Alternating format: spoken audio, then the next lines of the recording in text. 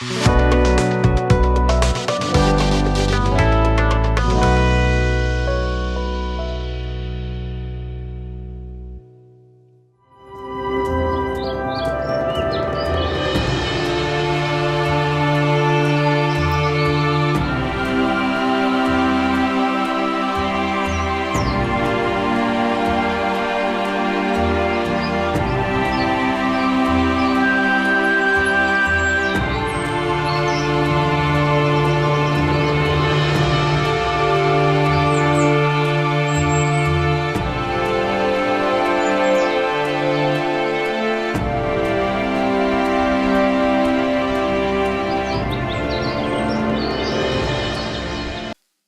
जीशु ख्रीष्ट अति बहुमूल्य नाम संपर्क इंडिया द्वारा प्रस्तुत कार्यक्रम नुआ सकाल आशार आज अध्याय में आपको स्वागत जनाए। प्रभु आपण को प्रत्येक को बाहुल्य रूपे आशीर्वाद करूँ। आपण मानकर सहयोगिता मु धन्यवाद जनाए। प्रभु आपण मानकर सहित रही महिमा को प्रकाश करूँ। आज आम जो पाप विषय आलोचना करवा से पापटा हूँ नियमित पाप। आज प्रसंग हूँ नियमित पाप। आज प्रसंग हूँ नियमित पाप। बेले बेले कौन हुए ना आम केतरा पाप को ओकेजनाली कर दो आउ केटा को वोकेशनाली करू किंतु केतरा पाप कौन हुए जे आम नियमित करि चलू कहीं किछि हुए नहीं पाप कले भी किछि हुए नहीं। तो पाप करिबार जब किछि हुए नहीं आम भितर गोटे इच्छा जागृत हुए गोटे लालसा आसी जाए गोटे आकर्षण आसी जाए आ से प्रकार पाप रे आम छंदी ही जाऊ। तापर कौन हुए आम नियमित भाव में करि चलू। आज प्रसंग हूँ नियमित पाप। मस्त खोलंतु विचार करता 16 पर्व 20 पद। तो से कहिला सामसन फलिस्टिय माने तुमको धरिले।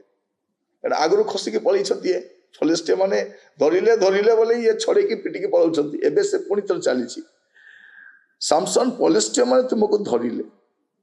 तो से निद्रार जागृत होई कहिला मु अन्य समय परी बाहर को जाई अपना को झाड़ी। कारण अन्य समय माने या पूर्व से केतर कर सारी से अन्य समय परी मु बाहर को जाए अपना को झाड़ी। मात्र नियमित पाप रे एटा थाए मात्र जो नियमित पाप करती से गोटे मात्र थाए। मात्र सदा प्रभु ताहाको परित्याग करथिले या से जानिला नहीं। जो माने नियमित पाप करती से माने जानिबा दरकार। आज मु आपन को कार्यक्रम माध्यम रे सचेतन करिबा पई चाहे जो माने नियमित पाप रे अछंती आपण सब बेले खसी पारिबे नहीं। मात्र सदा प्रभु जे ताहाको परित्याग करथिले या से जानिला नहीं। भाबी देखंतु केते बड़ विषय केते छोटपट होइथिबे केते चेष्टा करते ना आउ थरे मु झाड़ी आउ थरे चेष्टा करी आउ थरे से केते छाटीपिटी हिथिबे माने से समय परिस्थिति से ही जानी कारण एपटे पलिस्टे मान धरी आउ देखंतु बाकी समय पळैले कारण सेटा कोन से पाप करी चली थिले आ भाबुथिले कोन मु चली थिबी। नियमित पाप कोन करे बेले बेले एमिति परिस्थिति आने तापर कोन हला लिखा ए उतारे पलिस्टे माने ताको धरी काको धरी जाको धरी पारले ताको धरी तार आखि उपाड़ी पकाइले। देखंतु हाथ लगाइबार क्षमता जार नाही एबे से माने तार आखि उपाड़ुछन। तापरे पुणी ताहाको घसा को आनी दुईटी पितल बेड़ी रे ताको बांधिले। जा ए नियमित पाप कौन करे बेड़ी रे नहीं बांधि पकेले ताको आउ से कारागार रे चौकी पेसिले। नियमित पाप कौन कराए प्रिय भाई भनी माने ए प्रकार एक परिणति आने से जेते छाटी पिटेले बाहरी पारिबने। तेणु जदि आपण को सस्ता पाप रे थिबे सावधान से सस्ता पाप हिनस्ता करि पकाइबो। से सस्ता पाप आपण को सर्वनाश करिवो अभिषेक पळैबो। अभिषेक पळैले कोन अभिशाप अभिषेक गला पर किछि न थाए अभिशाप थाए।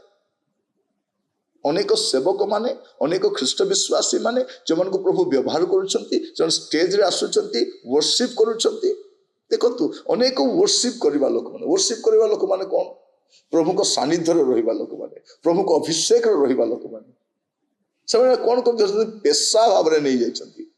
आराधना पेशा नुहे व्यवसाय नुहे।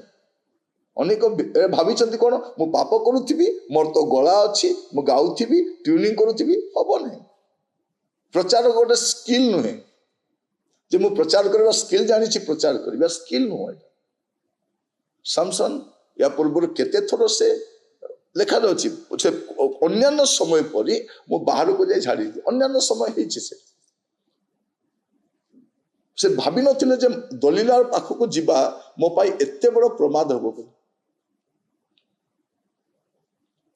नियमित पाप जड़े लोकर कौन करी पकाए ये आम देखु। मुझे कहूँ जदि आपण जीवन में कौन सी नियमित पाप अच्छी नियमित पाप अच्छी व्यभिचार हो पारे खराब सिनेमा हो पारे वल्गर चाट हो पारे कौन सी मंद अभ्यास हो पारे कौन भी गोटे नियमित पाप ए नियमित पाप कौन करिवो आपण को नियमित भाव में बाहर को दब ना दिने रास्ता बंद हो आपण बाहरी पारे चक्षु उपाड़े ताकू बांधिले जाकि चौकी पेशिले किए जी अन्य मान विचार करुले से भी अन्य मान द्वारा विचारित हो। तेणु नियमित पाप करने लोक मैंने सावधान सावधान सावधान। प्रभु आपन को बुझापी साहाय्य करंतु जदि आपण जीवन में कौन सी पाप नियमित अनियमित भाव तो करेंगे नहीं नियमित भाव में करेंगे छोट पाप हो पारे आपण ग्रेंटेड बोली भावंतु नहीं कौन भावी ग्रेंटेड ग्रेंटेड नुह पाप केबे भी ग्रेंटेड नुहे। प्रभु थरे दिथर सुजोग दे पारती सब बेले नुह थरे दिथर प्रभु छाड़ी दे पारती सब बेले नुह दिने प्रभु परित्याग करेंगे अभिषेक चली प्रार्थना करवा।